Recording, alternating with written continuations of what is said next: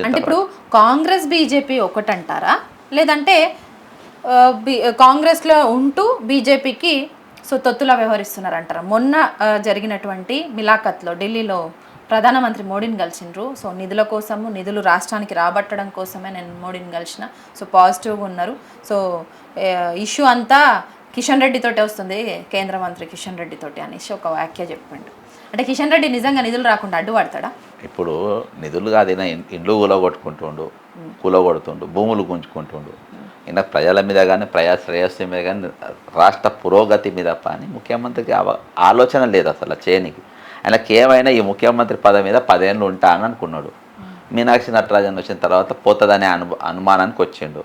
Power స్పీడే గడుపుతుండు. Chandrababu నాయుడుతో రెగ్యులర్గా టచ్లో ఉన్నాడు. చంద్రబాబు నాయుడు అటు ఈయన ఈ పెద్ద మనిషితోని ఎవరు నరేంద్ర మోడీ గారితో ఇద్దరితో బీజేపీతో సత్సంబంధాలు పెట్టుకొని రేపు నన్ను ఇక్కడ కదిలితే కొంతమంది ఎమ్మెల్యేని తీసుకొని వెళ్ళిపోయి బీజేపీలో జాయిన్ అవుదామనే ఆలోచన, అక్కడికి వెళ్ళి మళ్ళీ ముఖ్యమంత్రిగా ఉండామనే ఆలోచన 2000% రాహుల్ గాంధీ గారికి సమాచారం ఉండే మీనాక్షి నటరాజన్ దింపిండు. మీనాక్షి నటరాజన్ అంటే ఆమె ఈయన కొనలేడు, పైసలు ఇవ్వలేడు, ఆర్గనైజేషన్ పైరవి చేయలేడు. ఆమె అవసరమైతే ఎక్కడన్నా చిన్న గుడిసేసుకొని గుడిసెలు ఉంటుంది కానీ ఈయనకు లొంగే సవాల్ లేదు.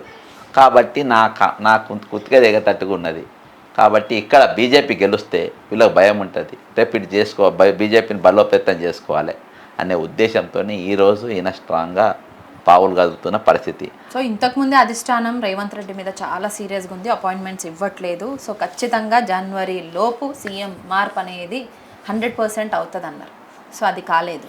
ఎందుకు కాలేనట్టు ఇప్పుడు మళ్ళీ రాహుల్ గాంధీ మనిషి అయినటువంటి మీనాక్షి నటరాజన్ని దించడం వెనకాల రీజన్స్ ఏమన్నా? అయితే జనవరిలో జరగాల్సిన దీపాదాస్ నుంచి హై కరప్ట్ అనేది బయటకు వస్తుంది. ఆమె కోట్లు వేసి అది దాని కథలు పడ్డది, కానీ అన్ని కథలన్నీ బయటకు వచ్చి ట్యాగ్ చేసిపోయాము. అందుకని లేడీని పెట్టాలి, లో ప్రొఫైల్ లాంటి రాహుల్ గాంధీ పర్సనల్గా మనిషిని దింపిందని అంటే నీకు టైం దగ్గర పడ్డట్టు. ఇంకోటి ఆర్గనైజేషన్ బిల్డప్ చేస్తుంది ఈమె, ఎన్ఎస్ఏ బ్యాక్గ్రౌండ్కి వెళ్ళి వచ్చింది. అవును సార్, రీసెంట్గా ఈ కాంగ్రెస్ పార్టీ నాయకుల్ని కూడా డిఫరెంట్గా ఒక 3 రకాలుగా డివైడ్ చేసింది. అంటే పార్టీలో ఎంతో కాలం నుంచి ఉంటున్నటువంటి సీనియర్ లీడర్లను ఒక కేటగిరీగా, సో గెలిచే ముందు పార్టీలోకి వచ్చినటువంటి నాయకులను ఒకలాగా, సో జూనియర్లని, వీళ్ళందరినీ అట్లా డిఫరెంట్గా 3 కేటగిరీలుగా డివైడ్ చేసింది. సో అదెందుకు ఉండొచ్చు? నేను మీనాక్షి నత్త గారితో పర్సనల్గా ఆమెతో పనిచేసిన, ఆమెతో ట్రావెల్ చేసిన, ఆమెతో కూర్చొని ఆమెతో తిన్నా. నాకు బాగా అటాచ్, నా బాగానే అక్క తమ్ముడు లెక్క. ఇవాళ బక్క చేసానికి 800 ఓట్లు ఎందుకు వచ్చినాయో అర్థం చేసుకోవాలి. అర్థమైందా?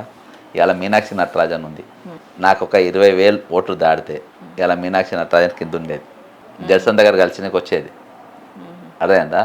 కాబట్టి వీళ్ళు మొత్తం కింద ఏర్ల కాంచెలు కోసేయాలి. కాబట్టి నన్ను 1000 లోపు గుంజిండ్రు అంతే. 1000 లోపు పెట్టిండ్రు అంతే. 1000 దాటకుంటే అక్కడ అంతే. అంత ఒక ప్రణాళిక. అంటే రియల్ చెప్తున్నా కదా, నేను అయినా యాక్టివ్ అయి ఉంటా. వాళ్ళు అనుకుంటున్నారు నేను ప్లే చేస్తున్నా, రేవంత్ రెడ్డి మార్చడానికి నా పూర్తి శక్తిలా, నేను కాదు, నీ మోడీ కాదు, నీ పవన్ కళ్యాణ్ కాదు, నీ చంద్రబాబు గారు ఎవరిని అయ్యొచ్చు కూడా నేను కాపాడాను. కుర్చీలకి నువ్వు మార్చుడు ఖాయం. నేను నా పావులు నేను ఎట్లా కలపాలో కలుపుతున్నా. నీ ఆట నీకు దొంగ ఆట ఆడడానికి వస్తుంది. నాకు కూడా నా ఆట నాకు ఖచ్చితంగా తెలుసు నువ్వు నన్ను ఓడగొడతావని. 101% నాకు తెలుసు, 101%. కానీ మీరు బిఫోర్ ఎలక్షన్స్ మాత్రం ఖచ్చితంగా గెలుస్తామన్న ధీమానే వ్యక్తపరిచారు. అయితే మీకు బట్ ఇప్పుడు ఏమంటున్నారు? సో ఓడిపోతానని తెలిసి ముందే అనేసి అంటున్నారు.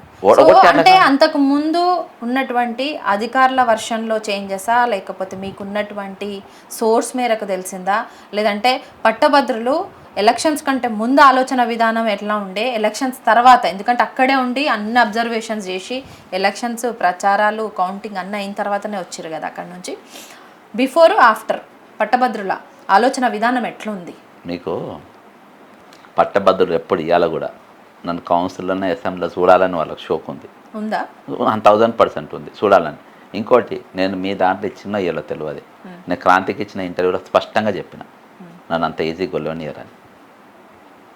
ఎలక్షన్స్ 1 వీక్ 10 days బ్యాక్ ఇదే ఇంట్లో నేను లాస్ట్ ఇంటర్వ్యూ క్రాంతికి ఇచ్చిన, నన్ను అంత ఈజీగా నన్ను గెలవనియరని. నా క్లోజ్ అసోసియేట్స్ కూడా చెప్పిన, నన్ను ఇస్తే నా కథ ఎట్లుంటుందని. ఇంకోటి, మీ అందరికంటే ఎక్కువ నా గురించి రేవంత్ రెడ్డిగా తెలుసు, ఎందుకంటే మేము గంటలు మాట్లాడినాము. నా తెగింపు ఎట్లుంటుందో నాకు తెలుసు. కాబట్టి ఆ రీజన్లో ఆయన చూసుకుంటాడు. జెర్సన్ అంటోడు ఎట్టి పరిస్థితులలో తిరుమల మల్లె లెక్క అనుకుంటున్న ఆట. ఇప్పుడు తిరుమల మల్లన్న కూడా ఆయన స్టాండ్ మార్చుకుండు కదా సార్, కాంగ్రెస్ పార్టీని దుమ్మెత్తి పోస్తుండు, నాయకుల్ని తిడుతుండు. ఎంతసేపు బీసీ నాయకులు వెనకాలనే నేనున్నా, బీసీ నినాదమే నాది ఎజెండా. సో ఇదే పట్టుకుంటు ఇప్పుడు కంప్లీట్ గా పార్టీని కూడా తిట్టుతుండు కదా, తిట్టే స్థాయికి ఎదిగిండు కదా. పార్టీ బహిష్కరించడం కూడా, తొలగించడం కూడా జరిగింది పార్టీ.